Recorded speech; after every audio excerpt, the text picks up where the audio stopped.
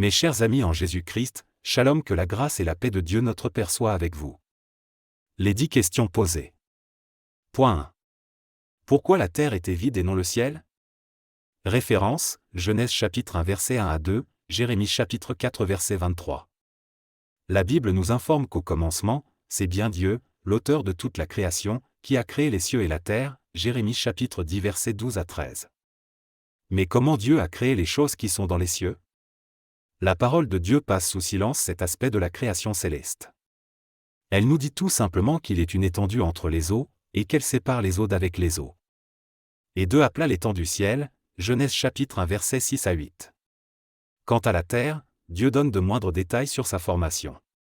En effet, quand Dieu créa la terre, elle était informe, c'est-à-dire n'avait pas de forme parce que c'est la parole de Dieu qui donne la forme. C'est ainsi que l'Esprit de Dieu se mouvait au-dessus des eaux, parce qu'il y avait un travail à faire pour sa mise en forme. Celui qui n'a pas la parole de Dieu en lui n'a pas de forme. Jadis, comme fut mon cas votre frère. C'est ainsi que Dieu est appelé le potier, Jérémie chapitre 18 verset 1 à 6, Romains 9 verset 14 à 24 ou le charpentier Marc chapitre 6 verset 1 à 3, Ésaïe chapitre 44 verset 13 à 14, Jérémie chapitre 10 verset 1 à 3. Ainsi Dieu donne la forme qui lui convient, Cantique des Cantiques chapitre 1 verset 5 à 6. Pour que la terre ait la forme, Dieu a commencé à prononcer la parole puissante, Dieu dit que. Genèse chapitre 1 verset 3, 6, 9, 11, 14, 20, 24, 26. La parole créatrice est sortie et la chose fut créée car Dieu avait la foi en lui-même. Quand la chose est créée, Dieu dit que cela est bon. Donc Dieu a donné à la forme crée la forme qu'il voulait. Ainsi en achevant la création par l'homme le 6e jour, la terre entière avait reçu la forme désirée par Dieu, Genèse chapitre 1 verset 4, 10, 12, 18, 21, 25 et 31. La terre était vide au commencement parce que Dieu n'avait pas encore commencé à remplir la terre. L'Esprit de Dieu se mouvait au-dessus des eaux afin de créer et de donner la forme à la création entière. La terre représente spirituellement une personne, un homme, Genèse chapitre 2 verset 7, 23. Mais pour que cet homme devienne un être vivant, il fallait le souffle de l'Éternel ou l'Esprit de Dieu, c'est-à-dire Saint-Esprit.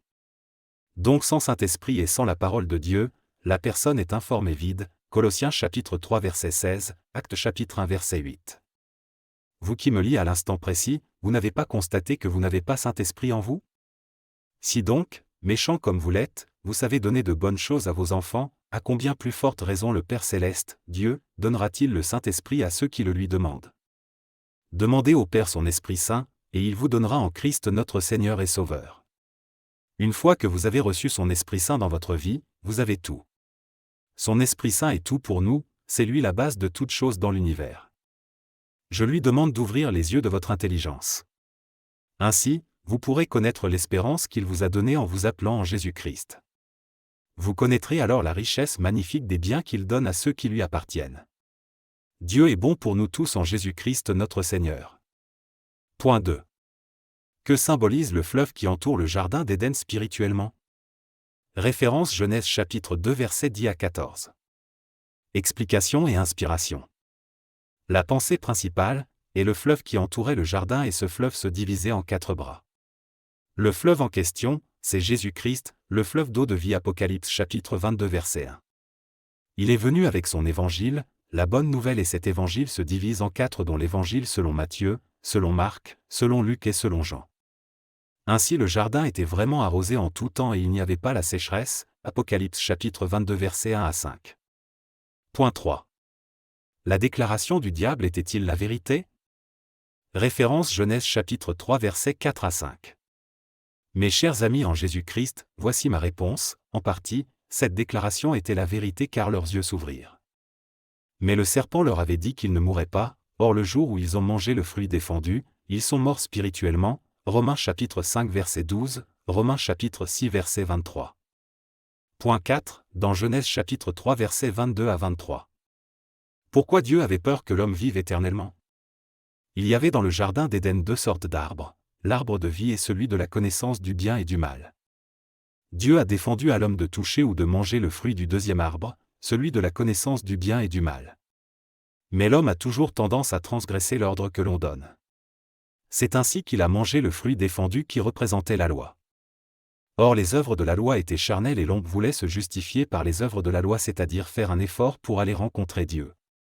C'était l'idée de ceux qui bâtissaient la tour de Babel, Genèse chapitre 11 versets 1 à 9. L'homme voulait faire ses efforts personnels pour aller à la rencontre de Dieu.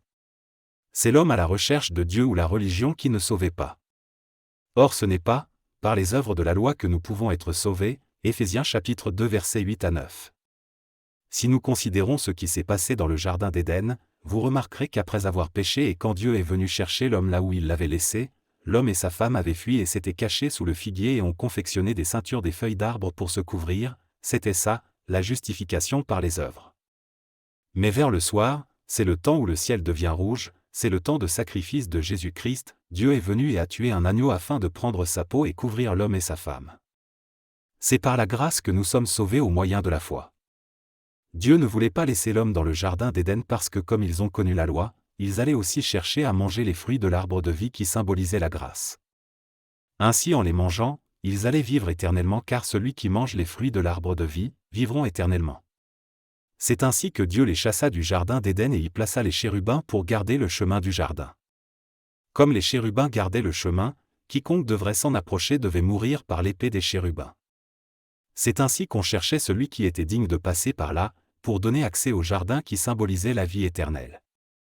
Grâce soit à Dieu parce que quelqu'un s'est présenté, Apocalypse chapitre 5 versets 1 à 10 et le rideau du temple était déchiré en nous donnant l'accès direct au Père, Matthieu chapitre 27 verset 51. Dieu avait empêché l'homme pour que l'homme ne soit pas sauvé par ses propres efforts mais par la grâce de Dieu. C'est ça le christianisme, c'est-à-dire Dieu à la recherche de l'homme, parce que c'est Jésus-Christ qui était l'échelle qui était descendue pour donner accès à son royaume, Jean chapitre 1 verset 50. Point 6.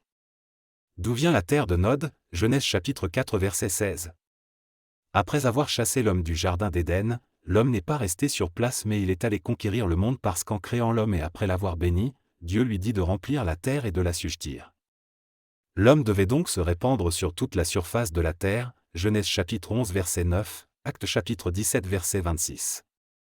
Nod était sur la surface de la terre et quand Dieu chassa Caïn, il est à la terre de Nod. Point 7. Qui est Nod? Jusque-là, à notre connaissance, nous ne connaissons pas qui est Nod. Mais actuellement la terre de Nod est située en Afghanistan.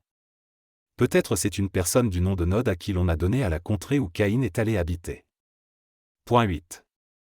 D'où vient la femme de Caïn? Le premier homme à être créé, c'était Adam et sa femme Ève. Quand Dieu les bénit, il leur dit de se multiplier, être féconds et de remplir la terre. Les enfants se mariaient à cette époque, parce que Dieu avait besoin que la terre se remplisse des hommes. En outre, quand on parle de la postérité ou de lignée familiale, on ne tient pas compte des femmes. On ne tient que compte des hommes. Exemple de Jacob qui a engendré 13 enfants mais dans la généalogie, on ne parle que de 12 fils de Jacob, pourtant Dina était leur sœur. Même chose pour la famille de Moïse et Aaron, on ne parle que de 2 frères alors que leur sœur Myriam était aussi là. Ainsi la femme de Caïn est venue toujours de l'union entre Adam et Ève mais que la Bible a passé sous silence. Point 9. Pourquoi Caïn sera vengé cette fois? Genèse chapitre 5 verset 15. Dans la Bible, quand on parle du chiffre 7, on parle de la perfection de Dieu. Donc si quelqu'un tuait Caïn, Dieu va épuiser sa colère dans la totalité pour dire que Caïn ne sera jamais tué. En effet, dans la Révélation, Caïn parle d'Israël tandis qu'Abel parle de Jésus-Christ. Donc Israël ne sera jamais détruit sur la surface de la terre. Il a la protection de Dieu Tout-Puissant. Si quelqu'un cherche à tuer Israël, il aura affaire à Dieu lui-même. C'est pourquoi on parlera de la guerre d'Armageddon. Point 10. Quel était le signe que Dieu avait mis sur Caïn et pourquoi? Genèse chapitre 4 verset 15. Ce signe, comme je viens de vous dire, c'est la protection divine. Donc c'est Dieu lui-même qui protège Caïn qui est l'image d'Israël pour qu'Israël ne soit pas effacé sur la surface de la terre, Jérémie chapitre 31 verset 35 à 37, Romains chapitre 11 verset 11 à 32. Mes chers amis en Jésus-Christ, ne vous inquiétez de rien, mais en toute chose faites connaître vos besoins à Dieu par des prières et des supplications, avec des actions de grâce. Que et la paix de Dieu, qui surpasse toute intelligence, gardera vos cœurs et vos pensées en Jésus-Christ. Je vous encourage à vous abonner à notre chaîne afin de ne manquer aucune des vidéos imprégnées de la sagesse divine. N'oublie d'activer la cloche de notification pour ne rater de nouvelles vidéos qui sera mise en ligne. Si Dieu touche votre cœur, vous pouvez également soutenir cette œuvre par vos dons, lesquels contribueront à l'avancement du royaume de Dieu en Christ Jésus. Soyez bénis. Papacy.